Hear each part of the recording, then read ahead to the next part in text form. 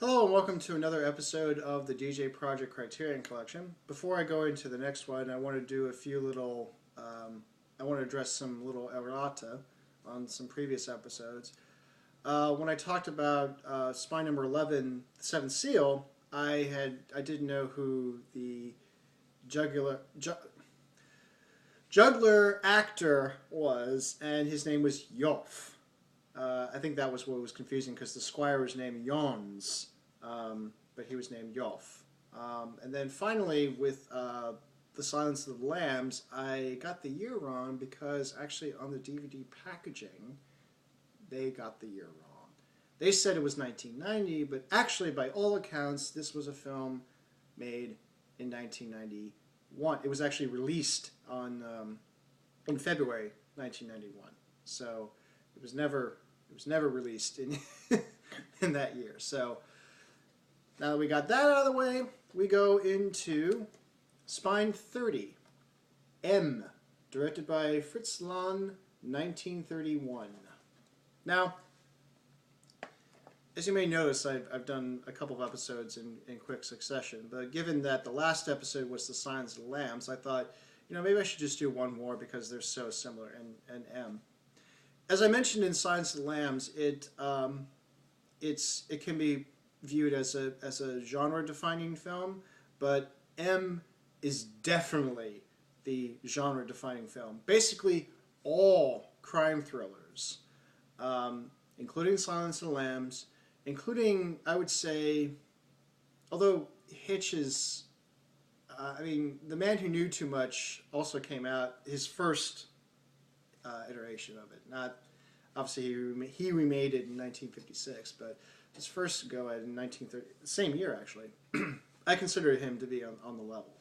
But pretty much all crime thrillers owe something to M.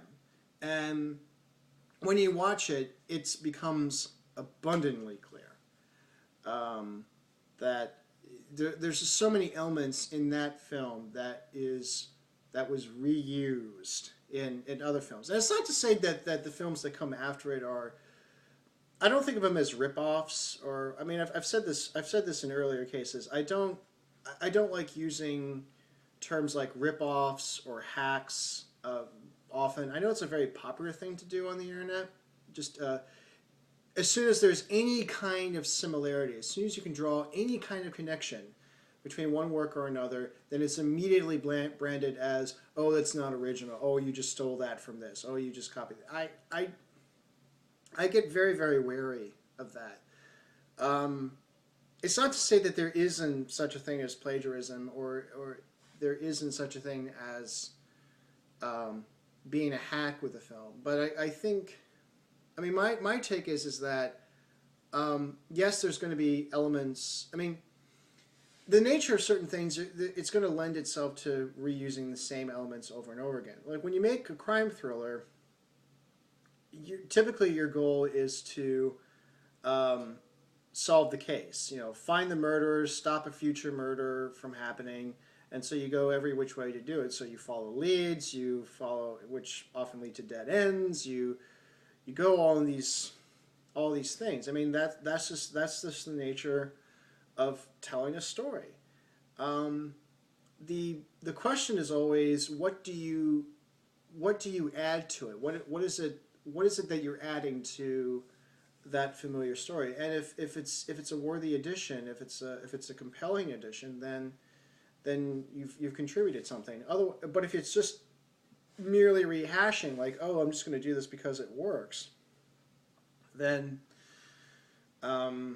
you almost wasted everybody's time. You certainly wasted the audience's time watching it, and I would imagine that you wasted everybody else's time making the film. And I could have done something else. Why did I have to do this? So yeah, but basically, like all the elements that you find in crime thrillers can be, many of them, if not all of them, can be found in M. M is another, I don't know if I would call it an essential viewing, like in the level of like Citizen Kane or The Seventh Seal, but I would definitely say that if you want to see if you want to see the style, if you want to see the genre, even if you don't care for crime thrillers, this is definitely a film to watch. And basically you watch this film, you pretty much get every other crime thriller film that's out there, because it's all there. The story of M looks at, there's a child murderer on the loose in Berlin, and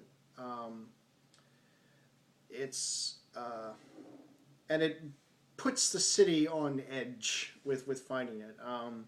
Basically, everyone is suspect. Every little behavior that's observed is immediately suspected as being linked with the child murderer, and the police are working day and night. They're trying everything to follow whatever leads that are there. They do a lot of raids. They go through a lot of political pressure. The politicians are like, oh, we got to do something about this. And yeah, now I'm thinking of Blazing Saddles at the moment. It's like, holy underwear! Sheriff murdered! Women and children blown to bits! We gotta protect our phony baloney jobs! We have to do something about this immediately! Immediately! That's politicians for you. And eventually it actually gets to the point where the criminals, the regularly established criminals, are upset by all this because the police are going into their hangout spots and clubs and doing all these raids and arresting people for other offenses. Since they're there, let's do something productive here. They're upset by all of this, and so and it's all due to this child murderer. And you find out later it's Hans Becker. By the way, again, with all these reviews, I'm assuming that you've seen these before. If you haven't, if you want to see it for yourself, or if you don't mind spoilers, continue on. Otherwise, stop right here, watch it, and then come back. But anyways, so the criminals take it upon themselves to find this murderer, and they devise a plan. And eventually he is found, and then it leads to... Actually, he's found in different ways by both the criminal underground and the police. And he is captured by the criminals, and he's taken before the criminals in a kangaroo court. And you find out that Hans Becker, played wonderfully by Peter Lorre. This was basically the film that helped launch his film career. He was already on stage prior to this time. In fact, that's why he was chosen to play it. He makes this plea that he doesn't do it willfully, that he has a compulsion. Of course, it says, well, that just damns you even more, and it was looked on as a commentary on the death penalty, and whether it's good or bad and such. And eventually, they're spotted, and then he is actually brought to justice. But of course, you don't see the outcomes. In fact, the last thing you hear is this plea from the mothers saying that whatever happens to him is not going to bring our children back. You have to watch out for your children. And that's kind of the main, well, not the main message. Well, certainly it was an important message, that you should all look after your kids. I think what makes this film, I mean, yes, it defines the crime thriller. So basically, like, you see in the somewhat beginning when the police commissioner is talking with the interior minister about what the police are doing, you see these, it's all on top of these insert shots, this montage where you see the police actually doing what he says that they're doing. Oh, they're combing this area. They found this spot. They did a 5 mile search, then a 10-mile search, and so forth, and trying to gather everything. We get conflicting testimonies, and they're working day and night, and they can't get enough sleep, and so but at the same time you're seeing all this. I mean, so basically, what you're seeing is a procedural montage, and that and while Lang was not I found this out in the commentary tracks. This was actually something that was around for a while. That there were procedural films that were made, and actually audiences were aware of these. And it was his way of incorporate. And so what he did in his story, he incorporated that idea into this film about entertaining. This film that's entertaining. And the idea is that it gives it a little bit more realism. It makes it a much more real thing, and not just entertaining. It's those little things. It's similar to the way Orson Welles structured his War of the Worlds broadcast. He structured it as if it were a radio news broadcast, and he would time it. He would time his dramatic beats as if it were an actual news broadcast, and it gives it that air of realism. Of course, it fooled a lot of people, which is what caused a big scare. So it's the same thing here. So yeah, while it definitely is of a certain genre, it also goes, in some ways, it goes a little bit beyond just a mere crime thriller. What I take from this, certainly, is that, well, things don't change as far as whenever there's any kind of crime wave or even just general abstract crime situation, it brings out, because of the way many of us live our lives now, where we kind of live more or less in a hive, and anything that threatens the hive, it just get everybody into a frenzy, and you end up it leads to mass hysteria, mass paranoia, and this happens like in more or less in the beginning when this one girl, after she's killed and it's reported, suddenly everybody's suspect, and the slightest odd behavior is questioned, and it immediately makes you a suspect. It brands you as the child murderer. And there's this one moment where another little girl bumps into an old man and asks her what the time was, and he offers her, and he also offers her to walk her home. Now now he's supposed to be bourgeois. Then there's a big gentleman that's more working class. He sees this, and he immediately suspects that, oh, why do you want to take her home? I mean, what do you want to do with her? And then it immediately starts this crowd where it just surrounds him, and he's like this short little guy, and there's these exaggerated camera angles that really makes the point. This big guy against this little guy. But this crowd eventually, as they're arguing, this crowd eventually surrounds them, and without even thinking, they just immediately assume that, oh, he's the murderer, and they trap him in that way. And so it's things like that. You just look at it and you go, we do the same thing every time. Every time something like this happens, we resort to the same thing, and you'd like to think that it gets old after a while, but we still do it. And I think this is why it still resonates, it still works. So in other words, it has more to say than it just being entertaining. And this is one of the reasons why Fritz Lang considered this his in his career, that this is his favorite film and that this is his classic.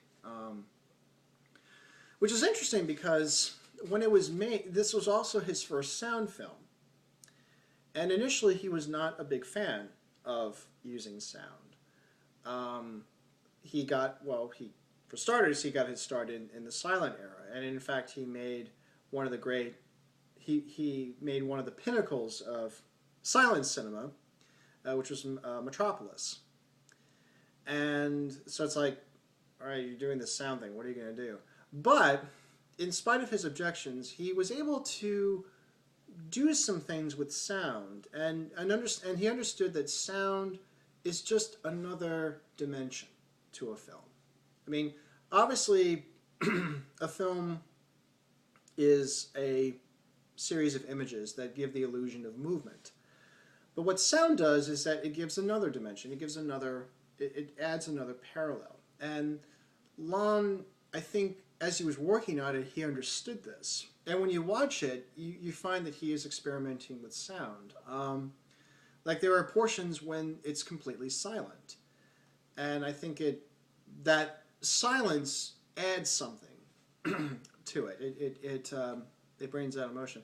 Another thing it does, as I said, as I was describing the general plot, you find that the murder is discovered by two different groups of people in two different ways. The police come to the conclusion that this guy may be the murderer using visual clues.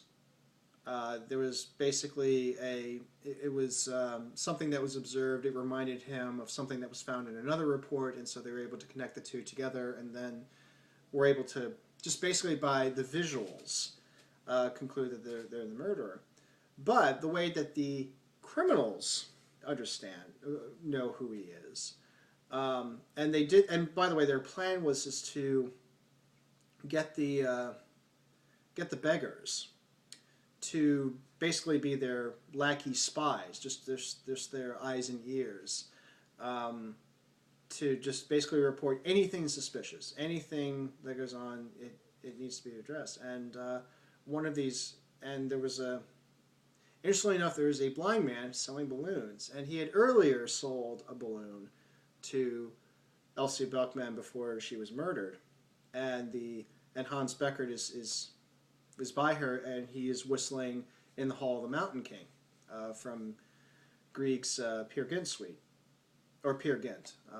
Yes, it was played as a suite, but it's also meant as incidental music. But anyways, he whistles that, and of course Hans Beckert walks by that balloon stand, and he's still whistling in the Hall of the Mountain King, and he remembers hearing that, and also yes, the blind balloon salesman is also supposed to be like a Teresa's figure.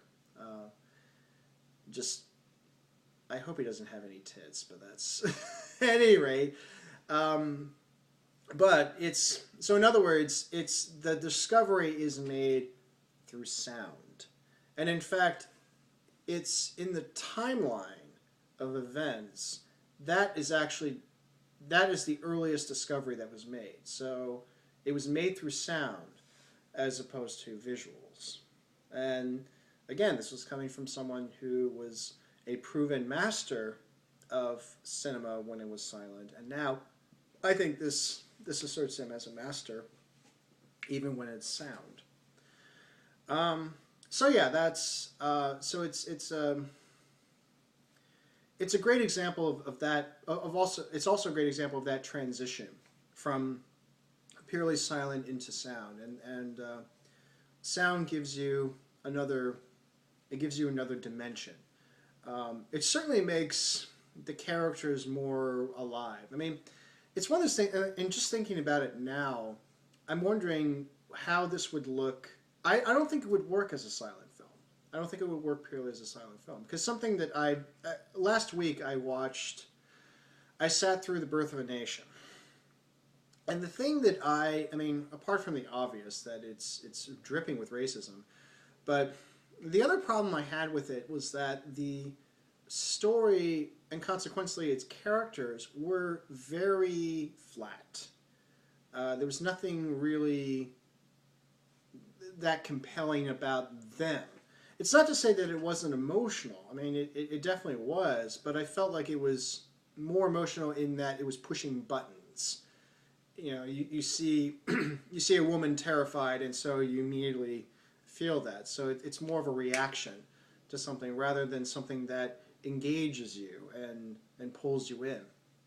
And I think that, and this is something that's been commented on whenever certainly any of us look at silent films, you know, made in the 1910s and the 1920s, is that there's a sense that everything is flat and there's nothing that draws you in. And I think it's because the fact that it was silent, that there was no dialogue except for the few times where you see intertitles that give you key dialogue moments.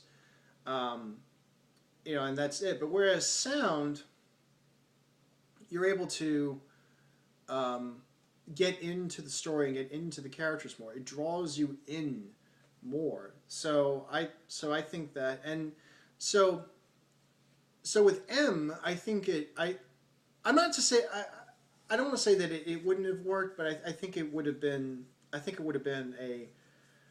I think by having sound in it, it added another dimension to it, and it made it even more engaging. And I think this is probably why Lang considered this to be his favorite film of his career and his true classic, considering that when he went into it, he wasn't enthusiastic about using sound.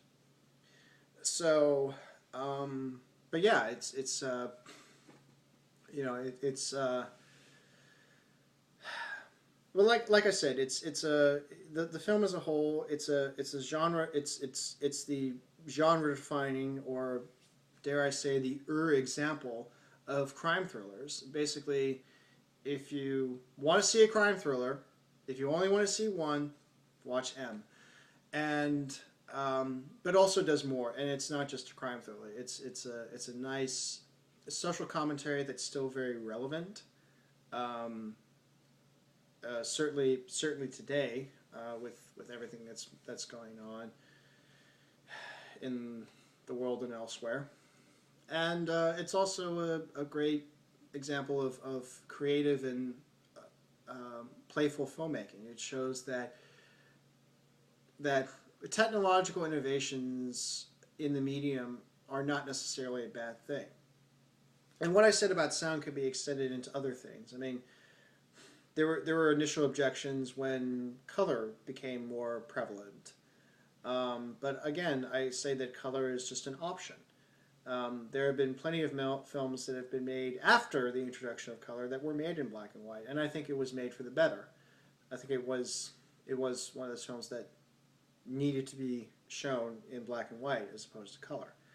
And then there's also the difference between the Academy ratio 1.33 to 1 compared to 2.35 or 2.4 to 1 in the CinemaScope, Panavision, the widescreen format. Again, it's just an option.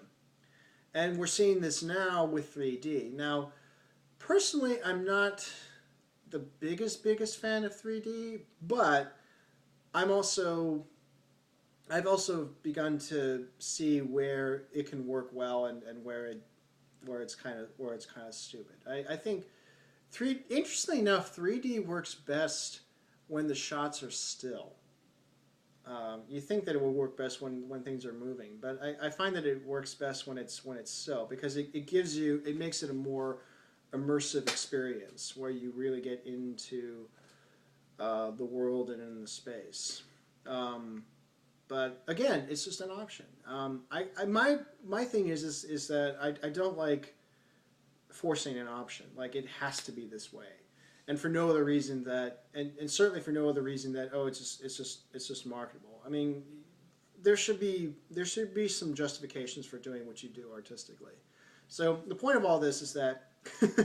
So yeah, going back to M, it's even though maybe sound was not as enthusiastically received by Lang, he was able to make it into something, and I think it made the film what it was, and why it continues to have an impact and so on. So, but yeah, if you haven't seen it, definitely watch it.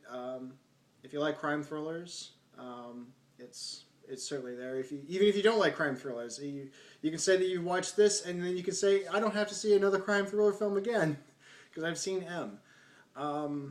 And it's a great social commentary, and it's creative filmmaking. So there you go. M. And until next time, take care.